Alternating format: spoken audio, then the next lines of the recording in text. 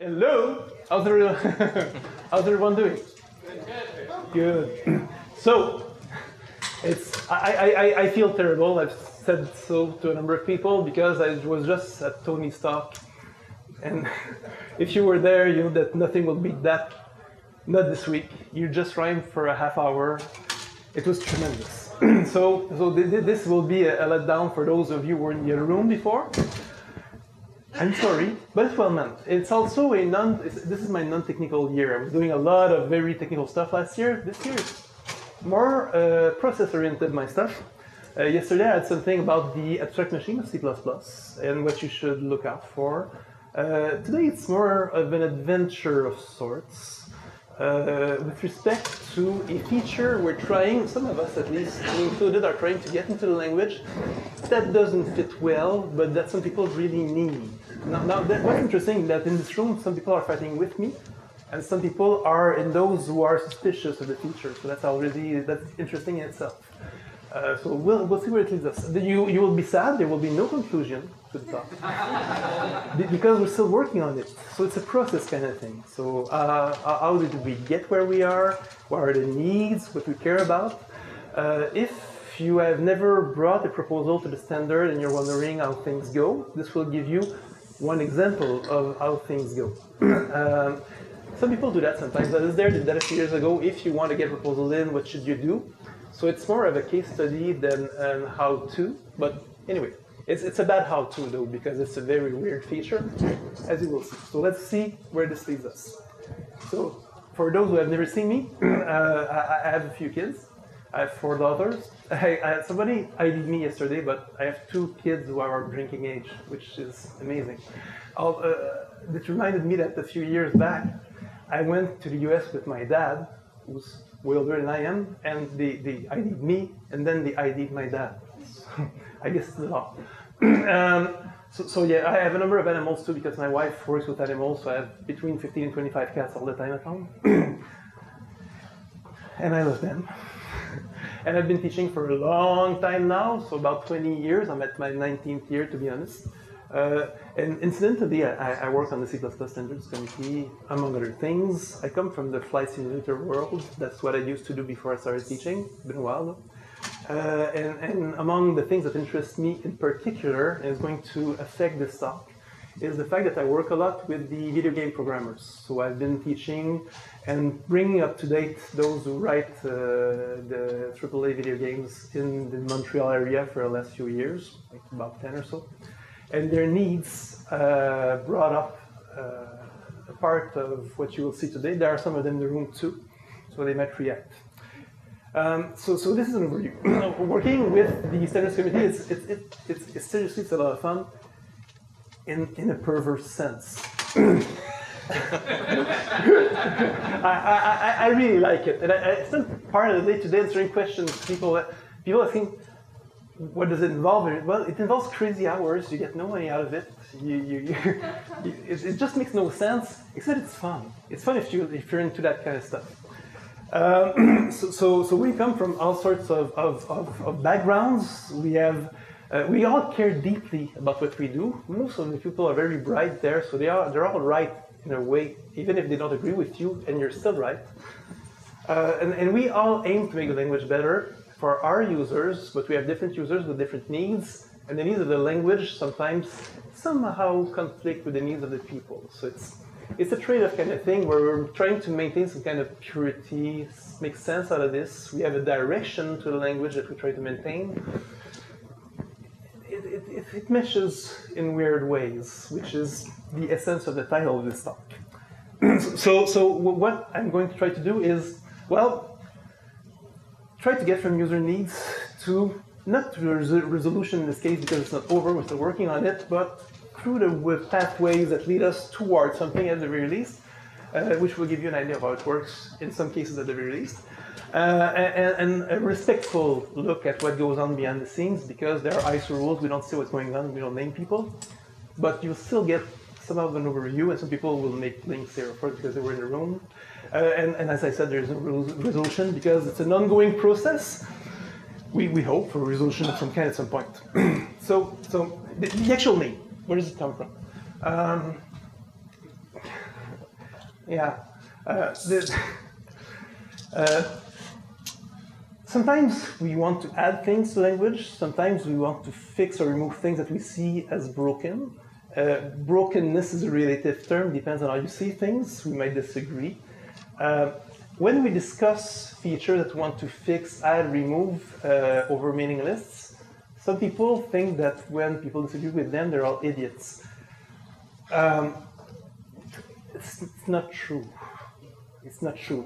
Darren said it this week, I think. I mean, one of the problems with the committee is that the good ideas that you bring in with all those bright people that get shut down all the time is because they weren't necessarily as good as you thought in the first place.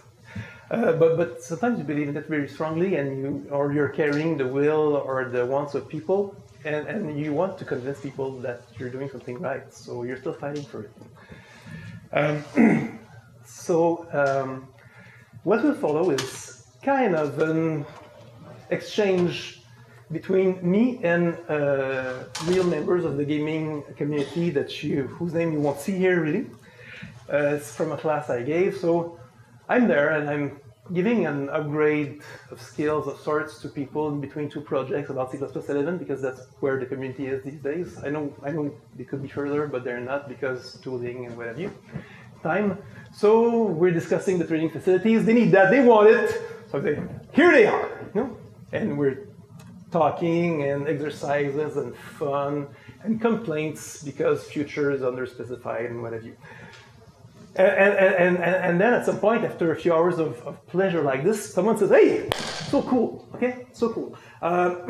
So now in my company, we need to fix the stack size of the threads that we're running. We really need that. We depend on that, So how do we do this with new facilities? Which well, you don't. You don't because this kind of thing on most operating systems I know of, in fact, all of them, you have to fix them at construction time.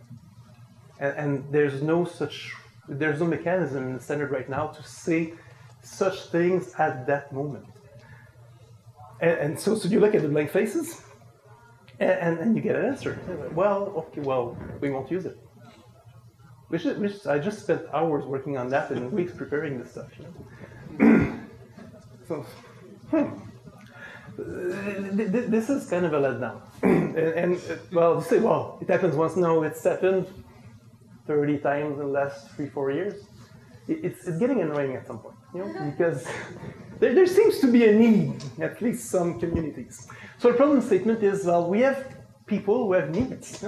They do multi-threaded stuff a lot. Now, they might be too low level for the kind of work or the kind of APIs we want to provide. We want to provide them with cooler stuff, but there are communities that like to stick to the low level for a number of reasons that are okay in their domain. And some of them, not all of them, they would really like to use the standard threads. I mean, it fits with what they do, but given that we are not covering their needs right now, they cannot. They would like to.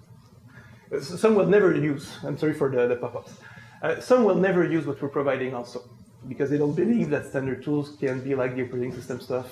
We cannot do anything for them. We're trying to avoid, some of us at least are trying to avoid ghettos. We have ghettos with the exception community. Some people use exceptions, some people don't. Those who compile with -f, no exceptions, they feel let down. Because they feel like the language is not taking care of them. We're looking for solutions for these people because they're not an insignificant quantity. So it would be fun to do that with the threading stuff because it's kind of a big morsel, a big piece. So we know that operating systems, they let you fix, most of them at least, such parameters as stack size when you create a thread. It's an example of something, of course, because there are other needs, but this one is talking, it's an easy one to explain. You can play with the things that the standard doesn't cover once you take the native handle of your thread or other such tools, because you can use that if you know what it means, because it's underspecified a bit, and that's a good thing in many cases, because we don't want to let the standard talk about the platform-specific stuff too much. But once we have something, if we can make sense out of it, we can actually call the operating system functions and play with it. The problem with stack size is once you've created your thread, it's too late.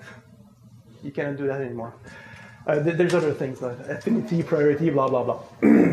So for these, right now we have no solution because we give the handle once it exists and it's over by then. Now, I had this talk yesterday about the abstract machines, which I won't repeat here, but there's a few things that we have to know if you weren't in the room yesterday with me. Let's make it like quickly. So when you're writing code, you're writing for a machine that doesn't really exist. It's an idea, but it has rules. And rules are very strict. And if your vendor is correct or nice to you, it's going to respect the rules or cheat in ways that are documented. So these rules give you guarantees. There's the as-if rule that says, oh, you will get a binary that's different from what you wrote, but you won't notice. If you're following the rules, of course. If you're doing undefined behavior, you know what's going to happen. You're going to lose money, your cat will die, and your parents will say they don't know you. So this machine is interesting to know about because, well, there are things that come with it. I was discussing with another prominent member, but this time of the WG221, and I was telling this person, well, my users, the PHE, the stack size of their threads, they want to control that. So I had this idea. So I'm telling people how I see things, and that person, who's a very prominent member, says, well, you know, you're trying to specify a stack size. There's no stack in the abstract machine of C++. In fact, if you look at the standard for the word stack, you'll see one occurrence at some point, stack unwinding, because it's talking about exceptions, and it's a way to express what's going on when the exception is being thrown and we're cleaning out the place. And you'll see a std stack. So there's no such thing as an execution stack where you pass your arguments or what have you. It doesn't exist. So should we add those words in the text, there would be unpleasant consequences because we would be tying the machine to something that doesn't really need it. As has been told me a few times, there's systems where you have more than one stack per thread. There are features like coroutines that might not need a stack at all. So there are things you don't want to introduce in the standard because they're going to pollute it, in a sense. But now there's a tension. You know, there's this feature. We want to control the stack size, and we can't really express that. You know? So true, yeah. You need to think about it. Which leads us to revisiting the problem statement because there's a mismatch between the problem that we're trying to fix and what we can actually do about it. So they want to control that. It's a special case of a general problem, of course. And there's no such thing as the execution stack in the standard. So how do we write the words that carry the need, to some extent, to a resolution that could be satisfactory and does not pollute the standard? So it's a real problem. We have a real need for a feature. It doesn't fit. So, yeah, that's pretty much what I just said. So I tried that first at the CppCon 2015 SG14 meeting because it was the first time we did that. Whole day! Very cool. Lots of people came in. For most of them, for many of them at least, it was the first ISO meeting experience because it's an actual formal ISO meeting with ISO rules. Tomorrow is going to be like that too. And there were a number of things being discussed there. I wanted to bring the problem to the front, talk to people about it, so I hacked something that would not pass by any means, but to start a discussion. So I wrote it very fast, and I said, well, let's add an additional argument to the constructor saying this is what I want. That's when a member of the committee told me, well, no stack, so we can't talk about stack there, you're going to get into trouble. Anyway, you need something more general, of course. So we kept the discussion rolling through email and other means. Vicente was not at CppCon, I think, this year, who was from Brazil, works at Nokia, if I remember properly, wrote a proposal on his own to address that issue. It's P0320 in this case. That proposal was discussed in Ulu, where he was. And I was called to participate in discussions because I had been involved with it before. We'll get back to that. So we're there and we're talking, and there's I think it was Vicente talking. but Vicente has broken English, so you have to imagine weird words there. So here's a possible way to actually specify a stack size without talking about a stack. So it's a cool thing. So it describes blah, blah, blah, blah, blah. And then there's someone who comes in and says, well, you know, as I was saying earlier, there are machines where you have more than one stack per thread. So how does your proposal address this thing? It's a reality. You know, you're going to meet that. So Vicente says, need to think about it. So how does it work when you have something like that you want to get through the process, get people talking about, discussing, maybe at some point agreeing on a solution of some kind? But this is a very rough overview. It doesn't make justice to the actual process, which is more complex. So you have to have a problem that you can express to people. You know, Garnier was saying that again yesterday evening, if you were there.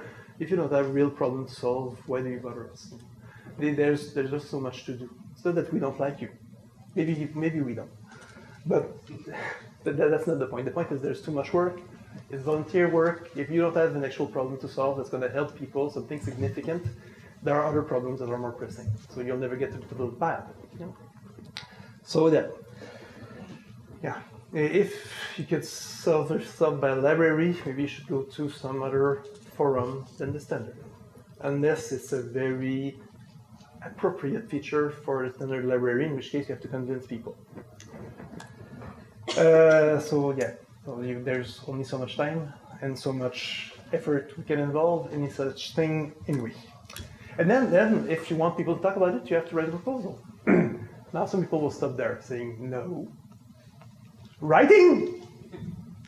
Not code. Well, maybe code a bit, but writing a proposal is necessary. Now, if you want to get to the point where we're going to talk about it, well, if you didn't know about that, let me tell you, no proposal, no discussion. Okay, the standard people, they cannot deal with things that have not been put in writing and are not being brought up by the committee to the committee with an actual proposal that people could read beforehand. There's no time to do that. It's not because the proposals aren't interesting. There's just no way to process them. So yeah, it's volunteer work. You can float it around first. If you're not feeling confident that it's something ready for standardization, you can float it on the mailing lists and discuss with people. They're not all nice. It's going to be a pain. People will treat you like an imbecile sometimes. It's not because they don't like you don't even know who you are. They just disagree with whatever you wrote it, whoever you are, whatever you wrote. There are people who are specialists in there, and in a sense, it's not a bad thing once you've got this crust on you where it bounces, because it prepares you with the arguments, and that's fun. Also because since they're going to complain about so many things, well, you can take that into your proposal and make it more robust. Because when you're in front of the committee, you don't have much time to defend yourself. So yeah, you'll have an idea of what works, what doesn't. Float it around, discuss. And I decided to add that this morning. While we're at it, if you can actually have a reference implementation, sometimes it's cool when you can make it. It shows you can do it, and it shows you thought about the trade-offs, the ways you could do it that would work. You wrote some code, makes sense to you.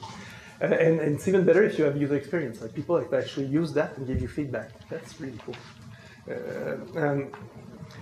When you write your proposal, sometimes people go overboard and tell the library implementers, for example, what to do and how to do it.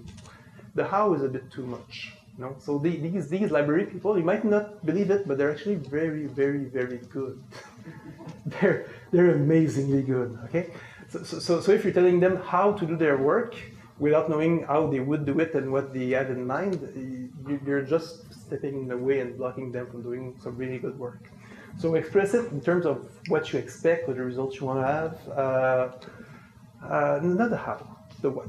The interface, maybe the complexity if you know about it, but let them work. Okay? They're impressively good. And then, should you get there, you can actually come to a committee meeting and present it. Now, it can be intimidating, especially if it's something tied to evolution, because it's a big crowd, and they're not nice to one another when they discuss. It's very rough. And it's not because it's you. They shoot everyone down. It's like going into an arena where there's lions and people are just like, and trying to kill you. Except in an almost civilized manner. There are other forums at WG21 that are more civilized, but Evolution is a big group. I mean, when you go there, it's rock and roll a bit. But you have to go there or have someone go there for you. Okay? They call them champions. I've done that before, even for something I was sure would not pass. Sometimes it's interesting to get feedback and help people around. But so if you get someone who believes in what you're doing and thinks it's a good thing, even if it's not perfect, you can get a champion. So most of us do that from time to time. Why not? But it's better if you come there yourself, because you can actually hear people, see how they react, ask questions, gather guidance, everything. And it feels good. Now, you're not going to be paid probably to do that. You're going to pay to work, so you get the feeling of what this is like.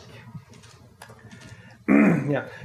So if you're sending a proposal out, but you're not coming, and no one's defending it, it looks bad.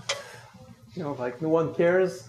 It's a hard sell. Okay, so it's better if someone takes care of it. It's not because you're bad, you know. But if no one cares enough to present it, I mean, it's hard to tell people you should really look at it anyway. You know? And then you get guidance. So you'll get from whichever group you're talking to, they will give you feedback. That's actually pretty cool. Sometimes they'll tell you, no, stop working on that, that's bad. But most of the time you'll get some orientation as to where you should direct your thing, encouragement to continue, avenues to explore, alternatives to consider, previous papers you might have missed on similar topics that you should look at because you're entering the same pitfalls as they did. There's just many things you could get from people who have been there for a long time, who have different perspectives, who ask questions you didn't think about. It's very worthwhile. So get guidance. That's actually pretty cool. Even if it's a pain. Even if you don't like the guidance, it's useful still. So at some point you'll try to convince the people, and then you'll get guidance. That's how it works. And they might even like it. To a point. and they might tell you other stuff. But that's okay. I mean, that's okay. Sometimes you get out and say, oh, I didn't need that because this is way too much work for the time I have. Maybe you will skip a meeting or two. Yeah, happens. They're not done. Even if they seem like enemies, they're not done. They really care about the language, and if they're giving you guidance, it's because there's something to do. It's not to make you waste your time. And so pay attention. So you might go back to write another version of the same proposal. So you have R1, R2, R3, R4. It can go way up. And take the guidance into account. And sometimes it's very simple things, it's wording, because it can go through many groups within the standard because it touches on core language, some library stuff, concurrency stuff. So you'll get guidance from many locations. That's just normal, that's okay. And sometimes you might even want to reconsider the actual approach in the first place. And sometimes you took that from a wrong angle, and there's no shame. It's part of the game. We all go through that, even the well-known people do that. Sometimes you get very far and get shut down because there's a deep problem within it, and you have to accept it. And in the end, you heard this week, if you didn't know about it, that some problems have been there for decades, and they're big ones.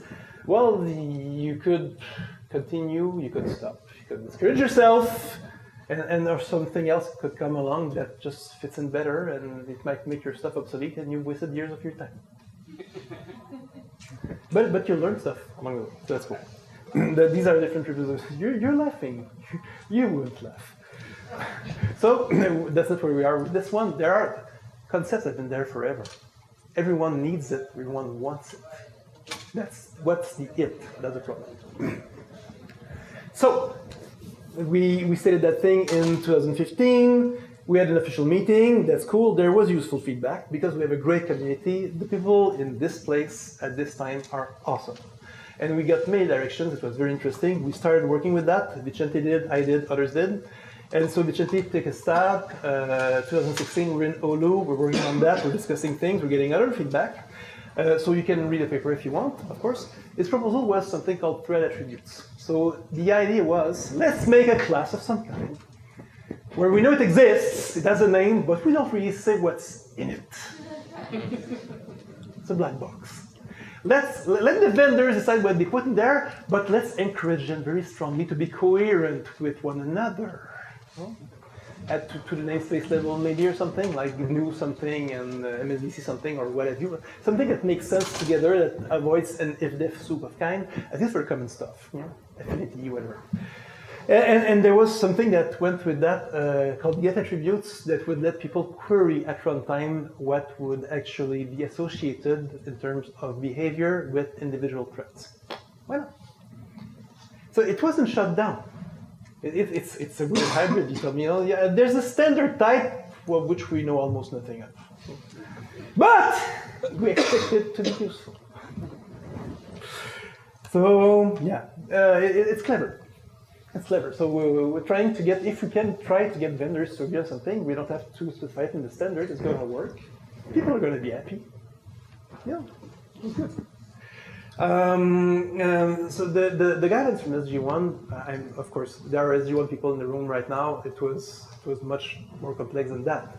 But continue exploring. There are edge cases you need to take care of, but it's not a bad solution, something that requires more thought. Okay, why not? So Vicente goes back, we talk a bit, it says, oh, you have an accent, you must speak French. Yeah, I do. So that's what we did. So he went back and worked on an R1 thing, which you can see there. And David Baker was in the room, Arthur was doing talk just before me, and myself worked on a complementary proposal, both of which I championed at ISACWA. So my own proposal and the one from Vicente, because he couldn't go there. And there's a typo there. It's not lil, it's link. So I should fix that later on.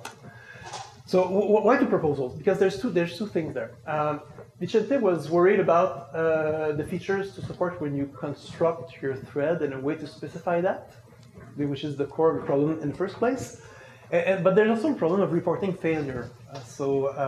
If you're asking for something that makes no sense or cannot be performed by the platform, you're going to need to know at some point. No. The two proposals were not really interdependent, but the thread attributes were used, or something like it in the factory thing that I'm presenting. And the factory thing could use something else, but it kind of meshed together. There was a way to promote them all together, in a sense. A thread attribute aware constructor is a constructor. So should it fail, there is no real way, apart from terminating, of course, which is a bit violent, but works in some cases. I know Nicolas, I'm aware of that. You're probably going to report your problem through an exception in such a case. Now, you have to know that the gaming community is part of the ghetto I was talking of earlier on today, and they will not use exceptions, even if they're faster than anything else they could muster, because they couldn't care less. So if we stopped at this and it passed, we would still have a problem, because we would have a feature that the expected user base wouldn't be touching with a mile-length pole, which would be sad given the quantity of effort involved in that. Yeah, so that's it. So if you do a good feature but your users don't care, you're not well off. So the other one, the accompanying proposal was factory function, such that we could report the problem otherwise, an optional or something that would tell you, well, didn't work, damn it, but there was no exception involved in telling you about it. So at least you can use it in your own code, should you care for other stuff. We didn't go into detail as to what we would return. That was a bit beside the point at that point. So expected, maybe should we have one at some point, an optional, a tuple of features that passed or did not pass. And if you want complex diagnostics as to ask for this, I got 3 out of 4. Do I keep it up anyway? Was it sufficient? Whatever. It didn't preclude thread attributes over constructors. You can have both. You know, some people care about exceptions, not that community, but others do. So why not? Thank you. I'm going to be fine. Yeah. So there was room for both. Both were discussed in ISACWA. So you have to remember that the ISACWA, you probably don't know about that, but the ISACWA meeting was during the week where there was the presidential election in the United States. and Leonard Cohen died. It was a very strange week. It's very awkward now. That meeting was one of the last days. It was very interesting. The SG1 people, some of them really liked the idea of the factory function. Some of them were very reluctant to use that for many reasons. One of these, which is very easy to understand if you think about it, is that there's a direction to what SG1 does. And one of the important directions is executors. These important objects that describe the way some computation will be performed will be useful in a number of cases, but they're not there yet. They're coming. We want them. They're going to be used in many cases, but they're in the future as of this speaking. And the other problem is that the users have a need today. So yeah, someone's using music. So one of the things that preoccupied people in the room were, well, is this thing in tune with where we're going, which is totally like legitimate. It's very interesting, really. I want to put it there. Even if you're getting resistance for something that you think is right and useful, the comments of the people in the room, they're all extremely right and it's very enlightening. So even if you get shut down, it's cool to be there. We got guidance, and the guidance wasn't stop. It was explore, which is good guidance. Sadly, it was painful guidance also because it's explore huge stuff. So explore make thread function because some people really like that using thread attributes. So check the design, check what it would look like, use cases, how you could call the thing, how it would react. Examine the return types, make it clearer a bit. Sketch an implementation maybe to see what is involved. Not tell people how to do it, but just give an idea of how it could be done or something. And there was something else that I had slightly mentioned as a passing thought in the original paper, the 484R0, was that we could envision, I didn't think we would go there though, the act of creating a thread using platform-specific facilities, so create thread or pthread create t or something, whatever, pthread create, get the native handle and adopt it in an STD thread. Now, that's, in French we say panier de crabe, for crab basket. But that's a problem, but it's an avenue that some people liked. So they asked us to check what it would entail too. So I went outside of the room thinking, okay, work. Yeah, work, why not? So we had to check the trade-offs of the two to see if we could make it work in both cases and what were the pros and the cons. And one of the things they told us was you should really support the get attributes facility in a way, regardless of whether you picked one or the other, because it's something that we think would be useful in the long term anyway for the low-level stuff. Now, knowing things about the threads that are running, should it be a member function, a non-member function that takes an ID, whatever, there has to be a way to do that. Okay, so let's see what we can do with that. Another thing that they told us was that even though we had opened the door for high granularity diagnostics with per feature request error reporting, told us no, that shut it down. It works, fails, simple. Fair enough. Okay. So that's clear. I mean, the direction is if you want finer grained stuff, do it otherwise. But the facility you're doing for, it works or it doesn't work, and that's sufficient for us. Okay. So it all stayed put for meetings. That's something interesting to know. Sometimes you either cannot go to a meeting because, well, work, money, family. Now, I was in Kona, but I didn't have the time between November and the March meeting to work on that stuff. I had too much stuff to do. So it stayed put, and we worked on other stuff. That's okay, just part of work, part of life. Toronto, a few months ago, so it's very recent, we brought a revised version of the factory function kind of thing, including the case study that was asked and the adjustments to the return types and those things, the error reporting, a short study of the get attributes, so it could be like. So me, Billy, Arthur again. The link there is okay. So we tried to address the comparison of a create the thread in a non-standard way and adopt it within, or do the creation through some factory mechanism and see what happens. There was no update to the thread attributes proposal, so it stayed as is. That's okay too, because it's not essentially dependent. That would be tricky. We could use something else. So the adoption thing turns out to be very tricky, and it's very dirty. Because one of the things is, as you can see there, the native handle, we don't really say what it is. In fact, I was talking to some of the Microsoft people when I was writing that thing, and told me, we don't even know what it is. It should be the ID, the handle, what are we doing with that? It's not specified really, so open ground, we weren't really expecting people to use that. Some people said, I was actually told by someone, it's a POSIX thing. No, it's not, it's just whatever you decide to do with it.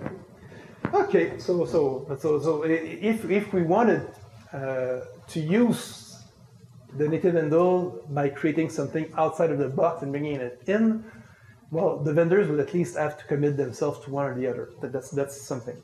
And then the other problem is, in what state is your thread when you're bringing it into the machinery of the sender, because you created it elsewhere? So is it running, dead, faulty? Sometimes you can create but not start right away, so maybe it's not even started. There are things like that. And the other thing, which is more of a pain to me, because we're trying to avoid the ghetto again, is if your users are creating your threads outside of the box, and it's running, they already included all the headers, they already went through the effort of whatever they had to do to use their platform stuff, well, why would they go back? Well, what's the point? And so we're creating our own ghetto if we do that. So in fact, that's the point I think we were making in that case. And the make thread, we worked on again a bit, taking into account the comments we got, prefer supporting the get attributes thing, providing a kind of possible reference implementation to show how it can be done. They needed that, very good work. And we expressed the preference for that approach, but we're not the ones deciding. I mean, if in the end someone's saying, well, the first one is very much better in our perspective, that's where the language is going to go. I mean, and it's not for me to decide. So as you can see, community work, it's not just technical stuff. There's politics. There's the needs of different individuals. There's a power play going on because they're working for companies, schools, countries, and they want stuff. They don't all want the thing. So there's a consensus thing that we have to reach. There's human aspects. Now, if you're telling people they're dumb, it doesn't start well.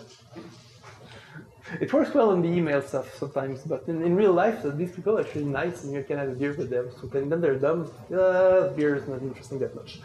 You have to interest people. I mean, if they're not convinced, they won't push for it.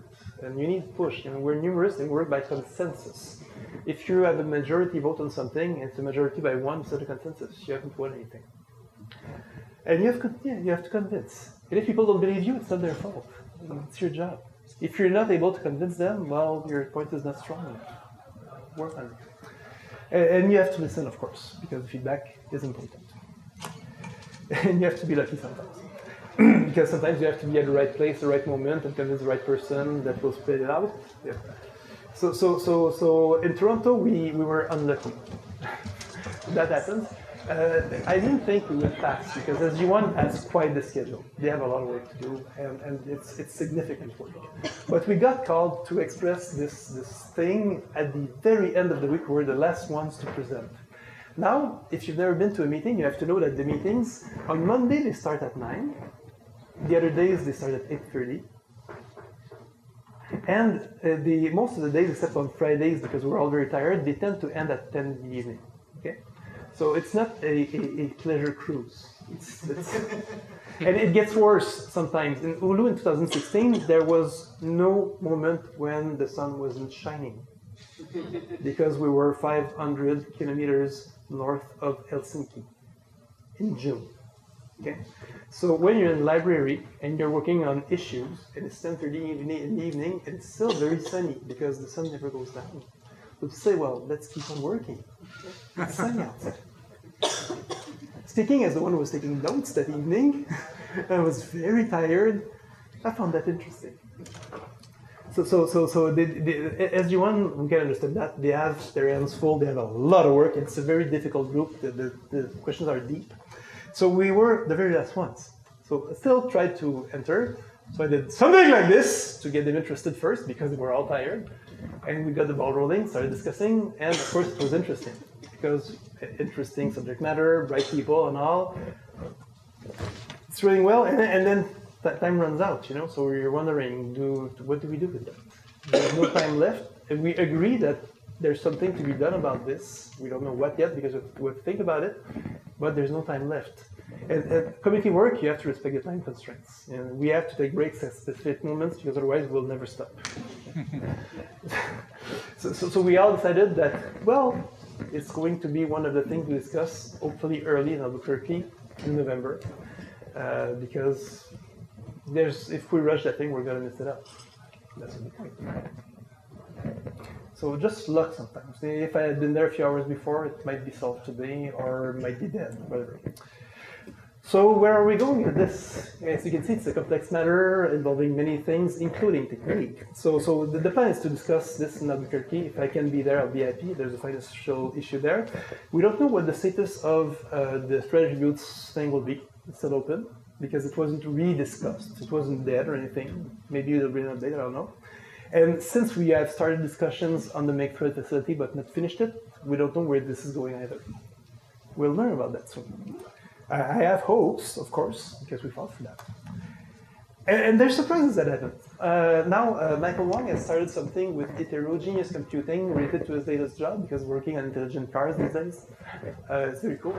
Of the papers that we saw pass by in a recent SG14 meeting, SG14 being the low latency group, there was this thing there, D0737, so the D things, they're under discussion, they're not formal proposals yet, but something about the execution context of execution agents, that's the actual name of the thing.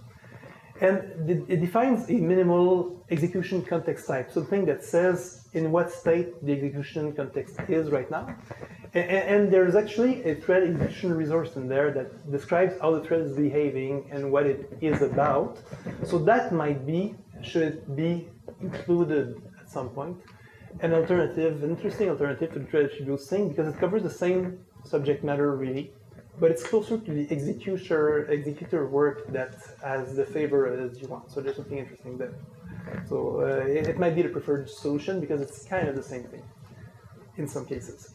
And the make thread proposal that we're trying to push through could use either of these, really. It doesn't really care.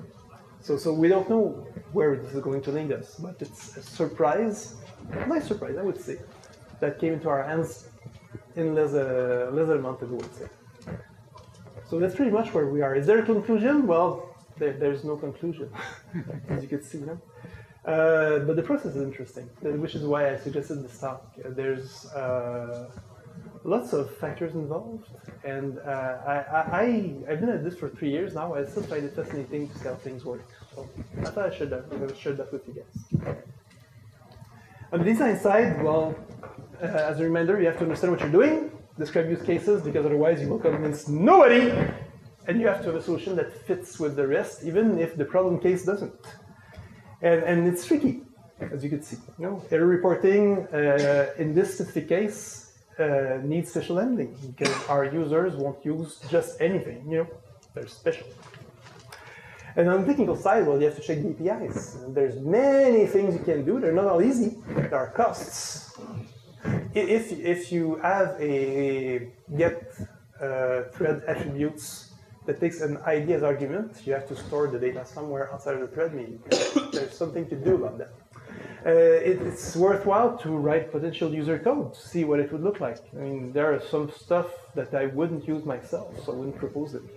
And if you have many possible use cases, you have to compare them and make sense out of them and pick some. And there are painful bits. Sometimes you can end up with the implementation-specific stuff that are parameters of the abstract machine. You can have risks of undefined behavior. In the adoption case, it's a real risk.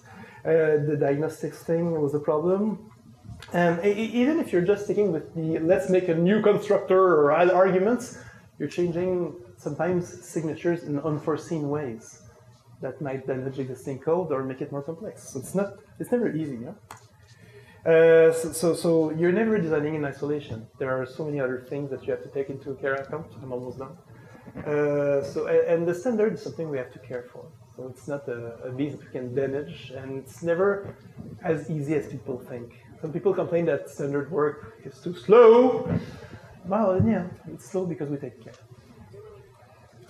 So on the human side, yeah, lots of work, lots of people, often teamwork, but I'm lucky because I have great co-authors and great human beings. I'm really, really lucky. It requires patience, humility, because you'll always be wrong in someone's eyes, and they're always right. And yeah, as again Björn said, your good ideas are not as good when you're expressed in writing as they were in your head. You know, and Leslie Lamport, I think, said that a few years back. Recently, when he won the Turing Award, he was saying, "Well, you know, as long as it's not written, it's not science. No, if it's not written, you're not in the scientific world. You're tabulating something." So the process is a pain. It's slow, but it makes things better. So we care, not we cares. I'm sorry. So the real conclusion is, yeah, we continue. I hope it was interesting.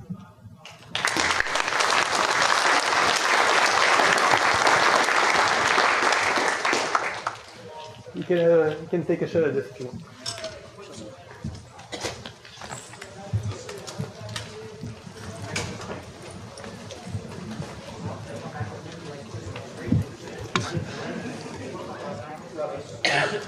What if you want to parameterize? So Mr. Cato says, what if you want to parameterize such a thing as async for parallel algorithms? I would need to study the question into more detail to have an answer really. But if you write it and examine the design issues, you might have the answers yourself, or bring them into consideration and get new surprises talking to people who have thought about it more than we have. So write it first and we'll check it out after. Yep. All right, I'll be doing the microphone thing. So you mentioned that most people don't get to the part where they write a proposal when they have an idea, and you also mentioned that the first thing you do when you have a proposal is show it to evolution, where it is a wild and toxic environment. Don't you see a link there? There's not only evolution. Okay, so evolution is a big group. It's interesting to see. There's core, there's library evolution, there's many things there, and there's the study groups also. And the same proposal can go through many of these depending on the bits and pieces you're doing. So new feature, new keyword, evolution, gonna take a look at it. If you're getting to the nitty-gritty of how things work, you're gonna end up in core. It's a completely different experience. You're in core, nobody talks to you. There's no sound. And every time someone speaks, it's scary. I totally love it. So it's much less intimidating to some people to live through that experience than being shut down in evolution. But first, if you float it around on the internet and you get reaction from people, you might be better prepared for actual committee work because most of the basic problems will have been covered by other people. All right, thank you. Anything else by anyone else? Yep. There's another feature that doesn't fit. Oh, no, please, no. The follow versus the follow configuration. Seems to be also about missing compilers. Call CC, yeah, that's another SG1 thing. Yeah. So if you want to work on it, are you the one who's proposed the call CC thing? Okay. I've seen it pass by a few times. There's the same kind of effort. I mean, should someone care about it enough to bring it along the way through the process, maybe it will pass, but it might pass through a number of transformations before we end up with a good fit. And it's fine. It's fine. It's closely related to proposals that are like coroutines, like what's it called? The paper that's basically about those coroutines. Yeah, the stateful and stateless coroutines. Yeah. Yeah. There's definitely movement happening in that space, whether or not it's specifically a policy. So Jeffrey is on SG1 most of the time. So should you have questions, you can actually talk to him.